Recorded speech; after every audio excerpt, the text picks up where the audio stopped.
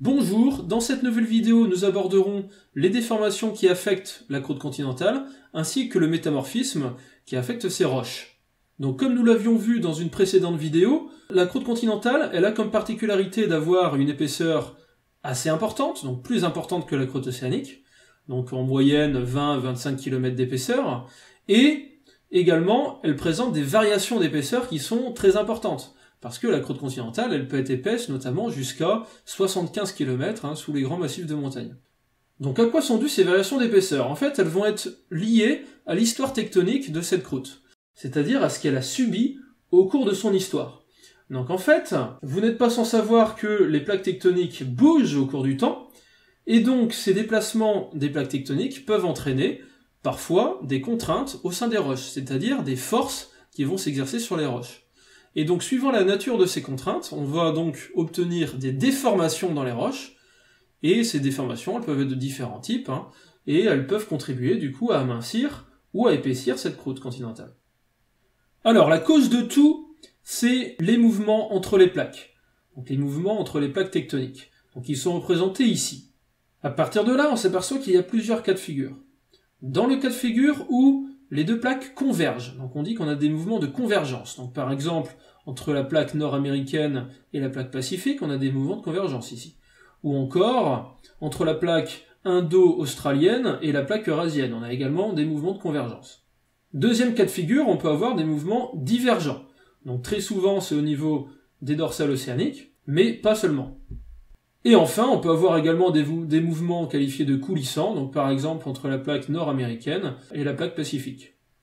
Donc ces mouvements de type coulissement ne vont pas occasionner énormément de déformations. En revanche, les mouvements de type convergent ou divergent peuvent occasionner des contraintes et donc ensuite des déformations dans les matériaux donc, qui constituent les différentes croûtes, et donc notamment la croûte continentale. Voilà, donc ça, il faut bien être au clair, il s'agit des mouvements entre les plaques, donc il s'agit du contexte tectonique des plaques. Et ensuite, donc, ce contexte tectonique va influencer la présence ou non de contraintes tectoniques sur les roches, donc de forces qui vont s'exercer sur les roches. Donc il ne faut pas confondre le contexte géologique, géodynamique, et les contraintes qui s'exercent sur les roches. C'est vraiment deux choses différentes. Autant les mouvements entre les plaques, on peut le mesurer, ça pose pas beaucoup de problèmes, alors que pour mesurer des contraintes et des forces, c'est un petit peu plus compliqué. Donc les contraintes, elles peuvent être du coup de différents types. Elles peuvent être de type compressive, si on a des mouvements de type convergent.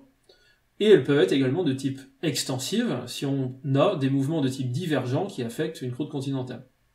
Alors regardons maintenant ce qu'il se passe lorsque l'on a des contraintes de type compressive. On s'aperçoit que lorsque des contraintes compressives affectent une portion de croûte continentale, qu'on a donc la création d'un relief en surface, donc, qui va entraîner la présence d'une chaîne de montagnes souvent, et donc d'une racine crustale en profondeur, donc qui permet de compenser de manière isostatique le relief qui est en surface. Ça, j'en ai déjà parlé dans une de mes précédentes vidéos. Et donc ce qu'on constate là, c'est qu'on a bien un raccourcissement de la portion de croûte considérée, associé à un épaississement. Voilà, et donc cet épaississement et ce raccourcissement, il s'agit de déformation de la croûte. Donc à ne pas confondre ni avec les contraintes, ni avec le contexte géodynamique. C'est encore quelque chose de différent. La déformation, c'est ce qu'on va appréhender sur le terrain, c'est ce qu'on va voir sur le terrain. Donc ce qui est beaucoup plus facile à visualiser finalement que les contraintes, qui sont des forces finalement assez abstraites. Alors, si je récapitule bien, donc pour ne pas confondre ces différents éléments de vocabulaire, la cause de tout, c'est le contexte géodynamique, le contexte tectonique, qui va générer des déplacements relatifs entre les plaques, qui peuvent être des déplacements convergents ou divergents. Ces déplacements relatifs peuvent occasionner des contraintes, qui sont des forces qui s'exercent sur les roches. Et ces forces, ces contraintes, peuvent occasionner des déformations, qui sont donc les déformations des roches, qui, elles, sont visibles sur le terrain. Alors si j'applique ceci à un contexte géodynamique de convergence, un contexte géodynamique de convergence va générer des déplacements convergents entre les plaques, c'est pas logique, qui va générer des contraintes compressives, et ces contraintes compressives vont occasionner la présence d'un raccourcissement et d'un épaississement à l'échelle de la croûte, donc comme nous venons de le voir. Voilà, donc tous ces termes-là sont bien sûr à très très bien connaître, et il s'agit de ne vraiment pas confondre contraintes et déformations, ou contraintes et contexte géodynamique, c'est vraiment fondamental pour ne pas s'embrouiller les pinceaux. Alors, nous allons maintenant voir quels sont les indices tectoniques de ces contraintes compressives. Donc, c'est-à-dire, qu'est-ce qui, sur le terrain, nous permet de dire qu'il y a bien eu des contraintes compressives. Donc, quelles sont les déformations qui nous permettent de dire qu'il y a bien eu de contraintes compressives. Alors, on a vu que les déformations sur l'échelle de la croûte, elles sont de type raccourcissement et épaississement. Ça, c'est très important à comprendre. Mais il faut bien savoir que ce raccourcissement et cet épaississement vont s'accommoder de différentes manières, suivant quel type de roche on a, etc. Et donc, c'est ce qu'on va voir au cours de cette partie. En fait, la façon dont les roches vont se déformer en réponse à des contraintes compressives dépend du comportement mécanique des roches en question. C'est-à-dire que ça va dépendre de si les roches ont plutôt un comportement mécanique de type plastique ou ductile, ou plutôt un comportement mécanique de type rigide. Alors qu'est-ce que ça veut dire tout ça? Alors pour illustrer un comportement mécanique de type ductile, vous voyez, j'ai fait une petite vidéo avec un matériau ductile qui est de la pâte à modeler. Si j'exerce des contraintes compressives sur cette pâte à modeler, je vois que elle va se raccourcir. Si j'arrête la compression, je vois que la pâte à modeler reste raccourcie. Donc, ce qui prouve bien que il n'y a pas d'élasticité, hein. Les matériaux vont se déformer d'une manière continue, il n'y a pas d'élasticité, il n'y a pas de retour à un état initial, et il n'y a pas non plus de rupture nette, c'est-à-dire de cassure dans mon matériau ductile. Donc ça, sur les roches, qu'est-ce que ça va donner? Ça va donner des plis. Donc en fait, lorsque les matériaux sont plutôt ductiles, eh bien, les matériaux vont se déformer en se plissant. Donc là, on a une déformation qui peut être qualifiée de continue parce qu'il n'y a pas de rupture, il n'y a pas vraiment de faille. Et donc, je peux représenter sur un pli ce qui s'appelle le plan axial du pli, donc qui passe au niveau de ce qu'on appelle la charnière du pli, c'est-à-dire qui va passer là, au niveau de l'inflexion du pli. Donc je peux mettre ce plan axial sur une bosse ou un creux. Donc une bosse, c'est ce qu'on appelle un anticlinal, un creux, c'est ce qu'on appelle un synclinal. Là, j'ai mis mon plan axial ici au niveau de l'anticlinal, mais j'aurais pu très bien le mettre ici, au niveau du synclinal. Et donc, lorsque l'on a un pli comme ça, avec un plan axial qui est orienté de cette manière-là, je sais que mes contraintes compressives, elles sont perpendiculaires à ce plan, donc elles vont s'exercer comme ceci. Alors ça, c'est dans le cas général, hein. Il y a des cas un petit peu plus compliqués où il peut y avoir des contraintes qui occasionnent des cisaillements, et dans ces cas-là, eh bien, on peut avoir un plan axial qui peut se décaler, qui peut se pencher progressivement, hein. Et dans ces cas-là, on n'a pas toujours un plan axial perpendiculaire aux contraintes compressives, mais on va dire que pour simplifier, lorsqu'on a un plan axial, en général, les contraintes compressives sont perpendiculaires à ce plan. Voici quelques exemples de plis sur le terrain. Et donc, on peut s'amuser à disposer les plans axiaux, du coup, sur ces images, et donc en deviner donc, le sens des compressions. Alors pour cette image-là, on remarque que c'est un petit peu bizarroïde parce que les compressions sont verticales, donc ça n'arrive pas, mais on peut s'imaginer que ces couches géologiques-là ont été basculées a posteriori, hein, ce qui fait que les charnières de plis se retrouvent, les plans axiaux là se retrouvent quasiment à l'horizontale. Voilà, donc on vient de voir ce qui se passait lorsque les roches ont un comportement plastique ou ductile. Donc on va voir maintenant ce qui se passe lorsque le comportement des roches est rigide. Alors qu'est-ce que ça veut dire un comportement rigide? Voici une petite vidéo pour illustrer ça. Donc on a une baguette de bois ici rigide, j'exerce une contrainte compressive dessus, elle se déforme. Lorsque j'arrête d'exercer une contrainte dessus, elle reprend sa forme initiale, et maintenant si j'exerce une contrainte plus forte, vous voyez, elle se casse. Donc là on a un comportement cassant qui apparaît. Donc là c'est intéressant, cette petite expérience, ça permet de voir qu'en fait un matériau rigide présente deux types de comportements, suivant la force de la contrainte qui est exercée.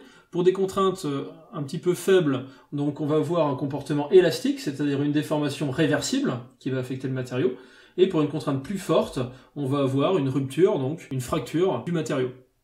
Alors maintenant, qu'est-ce que ça donne sur des terrains géologiques, donc sur des roches? Le comportement élastique, on a un petit peu du mal à l'appréhender, en revanche, le comportement cassant, on le voit très très bien sur le terrain, par la présence de failles. Alors il y a plusieurs types de failles qui existent, hein, dont les deux principales sont les failles normales et les failles inverses, on va dire. Donc les failles normales qui sont liées à des contraintes extensives, comme on peut le voir ici. Donc on se rend compte que dans ce cas de figure-là, on a une diminution de l'épaisseur, donc un amincissement, ainsi qu'une augmentation de la longueur, donc un étirement. Donc là, la déformation elle est plutôt de type amincissement-étirement. Et regardez donc la disposition de cette faille normale, donc qui réagit à des contraintes extensives. Le bloc supérieur, qui est donc ici, va descendre par rapport au bloc inférieur, qui est donc là. Donc ça, c'est une configuration de faille normale. Maintenant, concernant une faille inverse, voici ce qui se passe. Donc la faille inverse réagit par rapport à des contraintes compressives, et donc là, on s'aperçoit qu'on a une augmentation de l'épaisseur, donc un épaississement, et on a une diminution de la longueur, donc on a un raccourcissement. Donc une faille inverse, eh bien une faille qui réagit à la présence de contraintes compressives et qui est associée à un épaississement et un raccourcissement. Et là, donc pour la reconnaître par rapport à la faille normale, je m'aperçois que le bloc supérieur qui est ici monte par rapport au bloc inférieur qui est là. Donc vous voyez que c'est le contraire par rapport à une faille normale. Sur le terrain maintenant, à quoi ressemble une faille inverse? Eh bien ça va ressembler à ceci par exemple. Donc là, on voit qu'on a des niveaux géologiques qui sont reconnaissables parce qu'ils sont noirs et blancs, et au milieu, on a une rupture ici de ces niveaux géologiques, c'est-à-dire qu'on voit bien que le bloc de droite ici a monté par rapport au bloc de gauche. Donc la faille, si je la représente, elle va être donc ici, donc ça c'est le plan de faille, et donc mes contraintes compressives se situeraient du coup comme ça, hein. Et donc je vois bien que c'est une faille inverse, parce que le bloc supérieur qui est ici à droite va monter par rapport au bloc inférieur. Donc le bloc supérieur au-dessus de la faille monte par rapport au bloc en dessous de la faille. Alors dans certains cas, on peut avoir des failles inverses qui sont gigantesques, vraiment énormes, donc qui peuvent faire plusieurs kilomètres, voire plusieurs dizaines de kilomètres, et dans ces cas-là, on les appelle des chevauchements. Et dans ces cas de figure-là, ces chevauchements sont moins pentus en général que les failles inverses plus classiques, hein, donc on voit que la pente là, de cette faille, de ce chevauchement, est plutôt faible. Et donc, ces grands chevauchements là vont permettre du coup la mise en place de ce qu'on appelle des nappes de charriage, c'est-à-dire toute une unité géologique hein, qui peut être vraiment plurikilométrique, donc très très grosse, qui peut passer au-dessus d'une autre. Dans ces cas-là, cette nappe de charriage va être qualifiée d'unité alloctone ou d'unité chevauchante. Et donc l'unité qu'on a en dessous là, qui se fait chevaucher, donc on appelle ça l'unité chevauchée ou autochtone. Une fois que ce chevauchement a eu lieu, on peut avoir une érosion qui peut faire apparaître des figures un petit peu originales, comme par exemple des fenêtres. Voilà, donc en fait l'érosion a permis de voir l'unité autochtone qui est en dessous. Et on peut avoir également des clips, donc qui sont en fait des petits bouts de la nappe de charriage qui se sont retrouvés isolés par l'érosion. Alors pour mieux comprendre comment ça fonctionne une nappe de charriage, voici une petite animation. Voilà, donc les contraintes compressives qui se mettent en place. Et là, une unité, ici de droite, qui va passer au-dessus l'unité de gauche. Et là, on se rend compte qu'on a la mise en place d'un contact, ici, qu'on appelle un contact anormal, sur lequel on va avoir des terrains âgés, ici en bleu foncé, qui vont chevaucher, qui vont se retrouver au-dessus de terrains plus récents. Ça, c'est anormal par le fait qu'en général, la stratification, c'est l'inverse, c'est-à-dire que c'est les terrains récents qui se déposent sur les terrains plus âgés. Mais là, on voit qu'avec le jeu de la tectonique, on peut se retrouver avec des terrains âgés qui se retrouvent au-dessus des couches récentes. Voilà, donc ça c'est l'unité alloctone, hein, chevauchante, et ça l'unité autochtone, donc chevauchée. Alors sur le terrain, qu'est-ce que ça donne ces nappes de charriage? Alors c'est pas évident, parce qu'avec le jeu de l'érosion, etc., en fait, on ne les voit absolument pas, et donc on va simplement les deviner en identifiant des contacts anormaux, c'est-à-dire en identifiant des contacts de roches âgées qui surplombent des roches plus récentes. Et donc lorsqu'on a ce cas de figure-là, ça veut bien dire qu'on a un contact anormal, donc un chevauchement, donc une nappe de charriage. Donc par exemple ici on est dans le col du Lotaret, donc rien ne nous laisse dire qu'il y a un chevauchement ici, hein. Et pourtant lorsqu'on analyse les terrains, donc la nature des terrains qui sont présents, on s'aperçoit qu'on a à deux reprises des terrains plus âgés qui se trouvent au-dessus de terrains plus récents. Donc par exemple ici, cette couche-là de Jurassique se trouve au-dessus de cette couche-là, qui est une couche de terrain tertiaire, donc qui est pourtant plus récente. Et on a ici également une anomalie, donc un contact anormal, puisqu'on a du Trias qui surplombe du Crétacé, alors que pourtant le Trias est beaucoup plus vieux que le Crétacé. Donc là, on s'aperçoit qu'on a bien la présence de deux nappes de charriage, avec la présence de deux contacts anormaux, ici et là. Voilà, donc nous venons de voir les indices tectoniques des contraintes compressives, nous allons maintenant voir les indices pétrologiques, c'est-à-dire nous allons étudier le métamorphisme.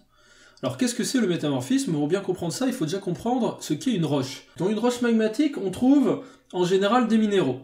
Donc la roche, ou bien elle est constituée totalement de minéraux, donc on a une texture qui va être grenue ou holocristalline, ou bien la roche est constituée seulement partiellement de minéraux, et dans ces cas-là, on va avoir une structure hémicristalline ou microlithique, et entre les minéraux, on aura du coup du verre, donc Ve2RE, qui va faire la jonction entre ces minéraux.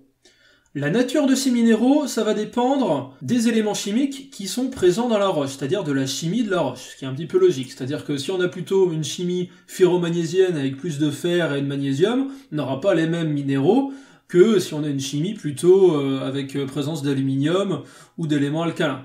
Donc ça dépend de la chimie. Mais pas que de ça, et c'est ça qui est intéressant. C'est-à-dire qu'en fait, il y a également les conditions de pression et de température qui vont jouer sur la présence de ces minéraux. C'est-à-dire que suivant les conditions de pression et de température qu'on a sur une roche donnée, on n'aura pas les mêmes minéraux. Dès lors, on s'imagine bien que lorsque les conditions de pression et de température d'une roche changent, alors ces minéraux vont changer également. Et c'est ces transformations-là, qui se font à l'état solide dans la roche, que l'on qualifie de métamorphisme. Donc si je récapitule, c'est quoi le métamorphisme? C'est l'ensemble des transformations minéralogiques des roches à l'état solide, à cause de variations de pression et de température. Voilà, visuellement, on pourrait représenter ça de cette manière-là. Donc j'ai ma roche théorique qui est ici en bas à droite, et j'ai mon diagramme pression-température ici en haut à gauche, et donc la position de ma roche dans ce diagramme est notifiée par le point rouge.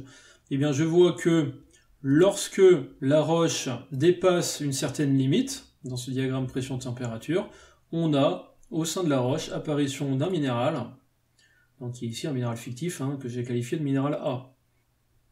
Donc ce type de graphique-là, qui est extrêmement simplifié ici, parce que j'ai mis une seule limite d'apparition d'un seul minéral fictif, c'est ce qu'on appelle une grille pétrogénétique, ou plus simplement un diagramme pression-température, un diagramme PT, et c'est grâce à ce type de diagramme qu'on va pouvoir se repérer dans les réactions métamorphiques. Alors attention, il n'existe pas un diagramme pression-température qui marche pour toutes les roches. En fait, on a un diagramme pour un type de chimie de roche. C'est-à-dire que si on change la chimie de la roche, on n'aura pas les mêmes réactions chimiques qui vont se réaliser, et donc on n'aura pas la même grille pétrogénétique.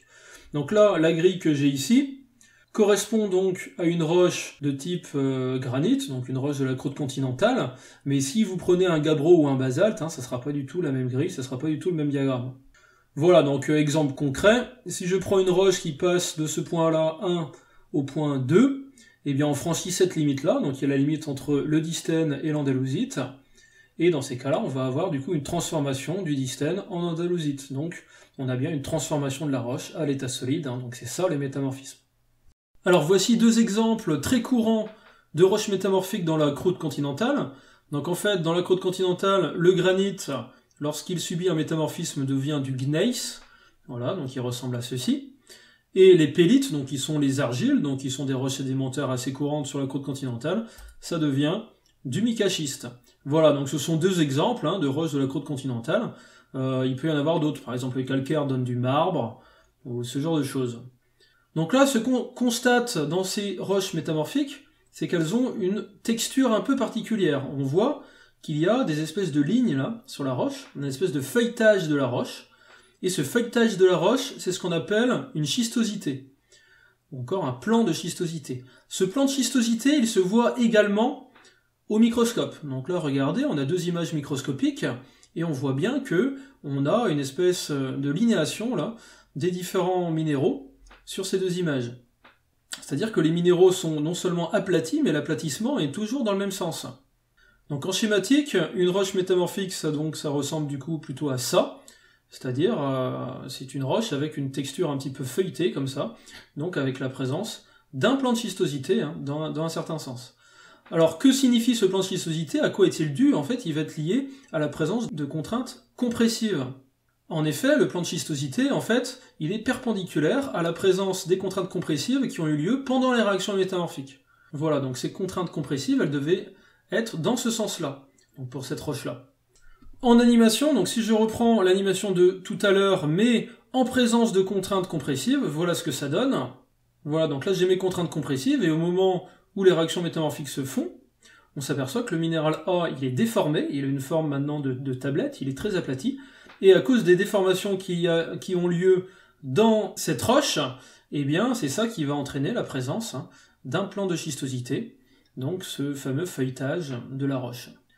Donc ça c'est intéressant parce que finalement, lorsqu'on étudie un affleurement avec des roches métamorphiques dedans, Si on retrouve ce plan de schistosité, ça nous permet d'avoir accès aux contraintes compressives qui avaient lieu pendant l'épisode métamorphique, donc ça nous permet de retrouver là quelles étaient les contraintes, et donc d'avoir des renseignements du coup sur le contexte géodynamique. Autre chose très intéressante avec le métamorphisme, c'est que le métamorphisme va nous donner, donc de par les minéraux qui y apparaissent et donc qui sont présents dans une roche, des renseignements sur la position des roches, c'est-à-dire si les roches ont été ou pas amenées en profondeur au cours de leur histoire. Donc par exemple, vous voyez là, j'ai représenté une grille pétrogénétique simplifiée, donc avec seulement 3 minéraux, donc le dystène, l'andélosite et la sélémanite, donc ce sont les silicates d'alumine. Eh bien, si dans une roche, je vois la présence d'andélosite, je sais que ma roche est allée jusque au moins 5 kilobars de profondeur, donc est allée au moins dans ce champ-là. Alors que par contre, si je trouve du dystène, ben je sais que ma roche est allée assez peu en profondeur, donc seulement pour des profondeurs finalement inférieures à 5 kilobars, et donc je sais que cette roche n'est pas allée trop en profondeur.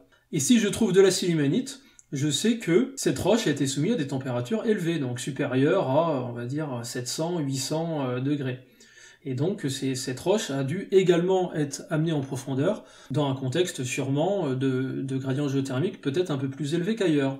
Donc vous voyez, suivant les différents minéraux du métamorphisme que l'on va trouver dans une roche, eh bien ça nous permettra de savoir jusqu'à quelle profondeur, par exemple, est allée une roche au cours de son histoire. Et donc ça va nous donner des renseignements intéressants pour l'histoire de la croûte continentale. Par exemple, un minéral qui allait très en profondeur, et donc qu'on arrive à deviner ça grâce à ces minéraux, on saura du coup que la croûte a dû être épaissie, et du coup on va pouvoir retrouver eh bien, la présence ancienne d'une racine crustale, donc d'une chaîne de montagnes, et donc ça va nous permettre de retracer un certain contexte géodynamique. Donc tout ça va nous donner des renseignements importants et intéressants sur l'histoire de la roche et l'histoire de la région.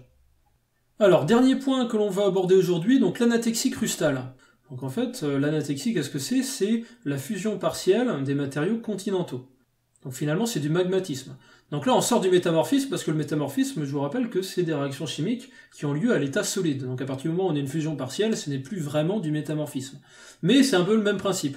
C'est-à-dire que là, j'ai toujours un diagramme pression-température, et dans ce diagramme pression-température, je peux placer un solidus, donc un solidus hydraté, parce que le solidus sec, en général, il est assez loin pour la côte continentale. Et donc à gauche de ce solidus hydraté, je suis dans la zone du métamorphisme, donc j'ai des réactions du métamorphisme comme on l'a vu tout à l'heure, alors qu'à droite de ce solidus hydraté, lorsque ma roche va dans cette zone, on entre dans la zone de l'anatexie, c'est-à-dire que les roches de la croûte continentale se mettent à entrer en fusion partielle, et donc vont produire du magma. Donc ça c'est intéressant également de savoir ça, pourquoi? Parce que si vous rencontrez des roches qui ont subi de l'anatexie, donc qui ont subi de la fusion partielle, ça va nous permettre de savoir que ces roches ont subi du coup des températures très élevées, et du coup que probablement elles ont été beaucoup en profondeur. Donc encore une fois, ça nous donne des informations sur l'histoire de la roche et l'histoire de la région. Alors comment on reconnaît une roche qui a subi de l'anatexie crustale? Donc à partir de là, on a deux cas de figure, où la fusion partielle est très importante, et dans ces cas-là, le magma qui est donc produit par la fusion partielle arrive à remonter, donc à s'extraire de la roche, et à remonter, et va en général s'entasser dans des chambres magmatiques pour éventuellement ressortir jusqu'à la surface. Dans ces cas-là, donc dans la chambre magmatique, on va obtenir des granites qui sont en général de type leucogranite, c'est-à-dire ces granites particulièrement clairs et qui présentent deux micas, donc des micas noirs et des micas blancs. Deuxième cas de figure, si la fusion partielle est plus faible, le magma n'arrive pas à s'extraire de la roche, c'est-à-dire qu'il va rester dans la roche et il va donc se solidifier sur place.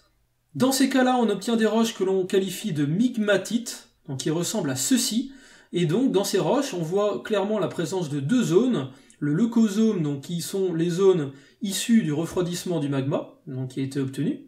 Donc en gros, le magma qui a été obtenu reste dans la roche et ensuite il finit par se solidifier et donner ces zones claires. Et on a le mélanosome, qui sont des zones un peu plus foncées, et qui résultent, elles, de la présence du solide résiduel. Donc en gros, ce qui n'est pas entré en fusion partielle se retrouve dans ce mélanosome. Donc voilà d'autres exemples de migmatites que l'on peut trouver dans la nature. Donc à chaque fois, on a cette particularité d'avoir une alternance de mélanosome et de leucosome. Voilà, donc ce sera tout pour aujourd'hui. En conclusion, on peut dire que les contraintes compressives affectent la croûte continentale à toutes les échelles. À l'échelle de la roche, car on a vu que ces contraintes pouvaient être responsables de métamorphisme, de schistosité et également de fusion partielle, donc qu'on appelle l'anatexie. À l'échelle d'un affleurement, car on a vu que ces contraintes compressives pouvaient provoquer des plis ou des failles inverses. À l'échelle d'un paysage, car on a vu que les contraintes compressives pouvaient être responsables de la présence de nappes de charriage, donc ils pouvaient modifier considérablement les paysages. Et enfin, à l'échelle de l'ensemble de la croûte continentale, car la présence de contraintes compressives entraîne un épaississement global, avec la présence d'une augmentation de l'altitude et d'une racine crustale, ainsi qu'un raccourcissement de la croûte.